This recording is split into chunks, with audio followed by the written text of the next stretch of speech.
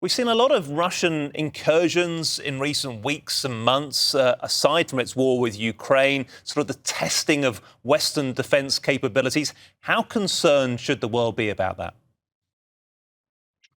We should be very concerned. Russia's practicing, what they call, a form of hybrid warfare called next generation warfare. It's mixing cyber attacks, sabotage, influence operations, drone operations to try to destabilize European, particularly Eastern European governments, and also knock down the desire to support Ukraine. It's not working in its strategic intent, but certainly at a tactical level, it's causing pain for Eastern European countries particularly.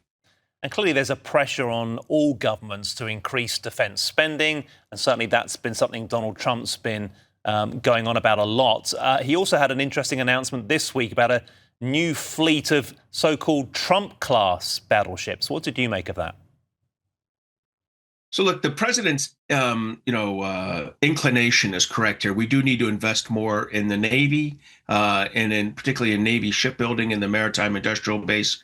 But his implementation plan is absolutely wrong.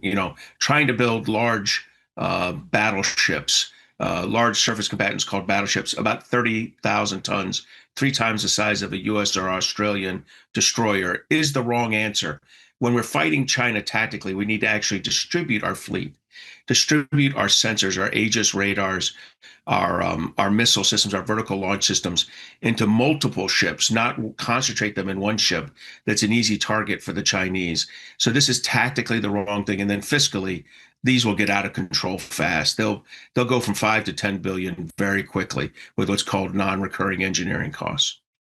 Yeah, and how tough is it for the US Armed Forces right now? There's a lot of sort of competing requests and needs. We've got obviously the war on drugs against Venezuela as well happening, and attacks on small boats in the Caribbean.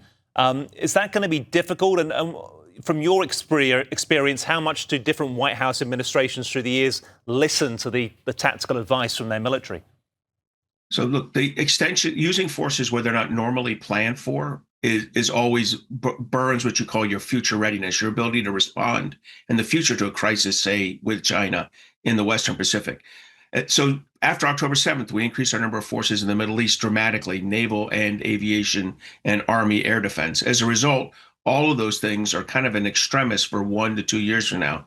Now, following it back up just as that commitment ends in the Middle East, following it back up with commitments in the Caribbean, where we normally have 1 or 2 small surface combatants, to now have a carrier strike group, 8 or 9 destroyers, 3 or 4 amphibious ships permanently on deploy. We basically have something slightly larger than the whole Australian Navy permanently stationed in the Caribbean right now.